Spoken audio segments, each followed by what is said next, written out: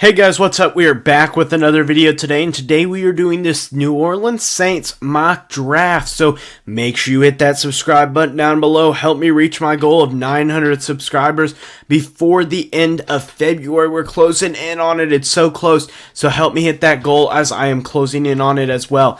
Only about 10% of you are subscribed, so help me hit that goal. It really helps the channel out. Like this video if you enjoy it. Comment your thoughts and opinions down below. I respond to every single comment, good, bad, or ugly. So make sure that you put your comments down below. I love to be able to interact with each of you guys. So let's get started with today's video. So at pick number 29, I have the New Orleans Saints selecting Isaiah Foskey, the edge rusher out of Notre Dame. So I think that Isaiah Foskey is a player. He was just such great value at this point, in my opinion. I know some people are a little bit lower on Foskey, thinks he's a high second round pick. Really, in my opinion, I think he is a teen level talent. I have him, I think, at number 16 or 17 on my big board. I'm a Notre Dame guy. Maybe I'm biased or stuff like that, but I think this is just a guy that's produced, that has explosiveness, that just he produces. I don't know what else you're looking for, and I'm sure I'll be defending this pick until the cows come home.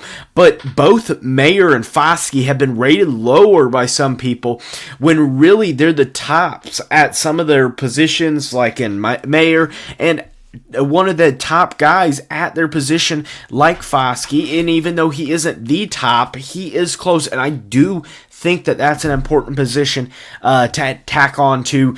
And to be honest, like the Eagles showed in the Super Bowl, you just can never have enough pass rush. You always can add more. Even a defense that had the most sacks in all of football, with I think about 70 sacks this year, they had almost no pressure on Patrick Mahomes, an injured Patrick Mahomes, I might add. But either way, I digress. So at pick number 40, I am going to try this name, Scotty B. I'm going to try it here. Siaki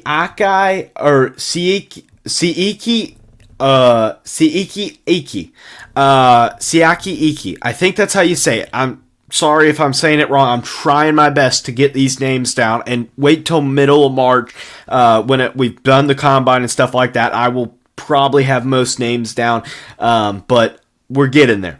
Either way, I think that, again, addressing the offensive line, especially their interior offensive line, I think is important for the Saints, and being able to stop in a division that has a lot of teams that do like to run the ball. In the Bucs, yeah, they did a lot of passing last year, but they also had Tom Brady. I think that this year it's going to be a lot more run heavy compared to last year.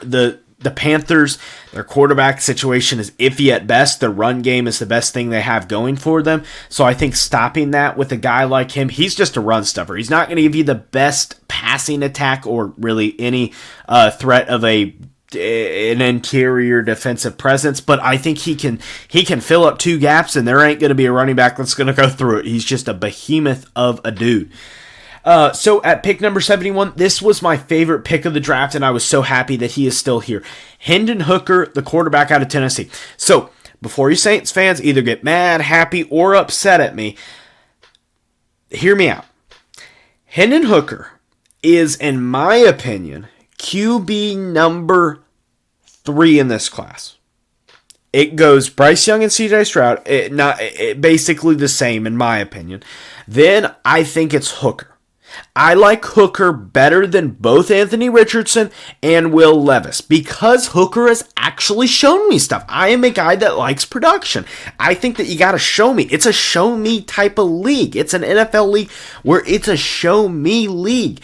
And I think that, well, Hooker has shown it. Like, I get that Hooker won't be able to start right away, but that puts the Saints in the perfect position. They have both Dalton and Winston, and even kind of Taysom Hill. Like, you don't need them to start right away, and you can let them develop for a year and be able to provide a good situation with guys like Chris Olave and Jarvis Landry and maybe Michael Thomas. I know he may get cut this offseason, but he's on the roster right now, so Michael Thomas. You have a good offensive line with guys like Trevor Penning and Ryan Ramczyk, and so on and so forth. Cesar Ruiz, and stuff like that. I think that this is a really good pickup. I like Hooker a lot. I know people are not as high on him as I am, but I am a lot higher on Hooker than most people are. Just wait.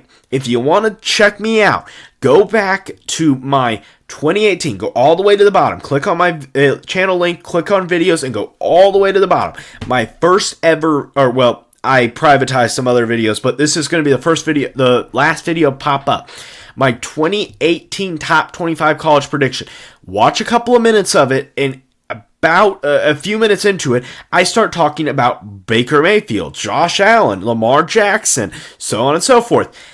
Guess who the two quarterbacks that I liked and the one quarterback that are the two quarterbacks that I didn't. I didn't like Sam Darnold, and I didn't like Baker Mayfield. I like Josh Allen, and I like Lamar Jackson. That's all I'm going to say. I'm not trying to toot my own horn, but I am saying that with these quarterbacks, I have been right in the past, excluding Mitchell Trubisky. Either way, point being, at number 115, I have the Saints taking Xavier Hutchinson, the wide receiver out of Iowa State. He reminds me a lot of Michael Thomas, a bigger body-ish wide receiver that can be able to go get 50-50 balls, can be able to go get what he needs, doesn't have outright awesome like 4.3 speed, stuff like that, 4.3 speed, 4.2 speed. But I think that he is a position player that you're looking for in upgrading that wide receiver group that is a little bit lackluster outside of that dynamic receiving threat that Kamara is and Olave has shown to be, and maybe Thomas if he's there next year. I think that that's an important position to fill. At number 148, I have the Saints selecting Chase Brown, the running back out of Illinois. And before anybody gets upset at me, hear me out. Again, I'm going off a tangent, but Saints fans, hopefully you enjoy this. Alvin Kamara, great running back, great pass catcher, great at running the ball, but he gets injured from time to time. And here's the problem. You gotta avoid injuries at all costs, and the best way to do that is not to put him in so many injury situations. And what they do, that means is, well, Mark Ingram is not the same Mark Ingram that he was with the first stint that he had with the Saints. Chase Brown is a dynamic running back that just absolutely took over the NCAA with about 1,600 rush yards. This is a guy that in the later rounds is an absolute steal. It's a guy that can improve your running back room like that. And you're not needing him to provide as RB1 right away, but you can have him provide as RB2 in that Mark Ingram role, in which I think he's just a better version of what Mark Ingram is, and I'm not comparing the two. I think they have a little bit different play styles and stuff like that, but I think that generally, I think that you need to be able to have a better RB2 because I don't think Mark Ingram is the same guy that he once was previously. Going on to pick number 167, I have the Saints selecting Nick Broeker, the interior offensive lineman, can play either guard or center out of Ole Miss. Really like this player. I think that he can be a good backup. I'm not saying he's going to be a starter at any point, but I think he would be a good swing interior offensive lineman, not a swing tackle, but a swing interior offensive lineman. O-lineman number 6, I think is what he can kind of play. And I think that that's something that the Saints probably should address because they don't have as much depth as I think they really should be having. I think that that's a little bit of a struggle for them is if they get injured, if Trevor Penning gets injured, or Cesar Ruiz gets injured, or Ryan Ramczyk, or Eric McCoy, or so on and so forth. If those guys get injured, then they're in big trouble. I think that if you are able to address the depth position by getting a guy like Nick Broeker, who doesn't need to be a starter right away and can learn a little bit, I think is a good addition to that line.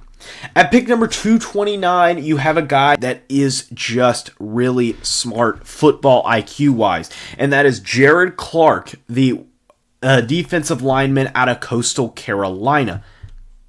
Clark, I think, fills a role of just being another pass rusher that I think can play both edge rusher and play D tackle in that kind of 3 technique that the Saints are going to play with their 4-3 base package. So I think that just really helps. And I think he was best player available. And in these later rounds, I go more best player available. That's just my own personal draft strategy, is best player available over the positional fit or positional value or stuff like that. That's my personal opinion, is in rounds 5 through 7, it's best player available.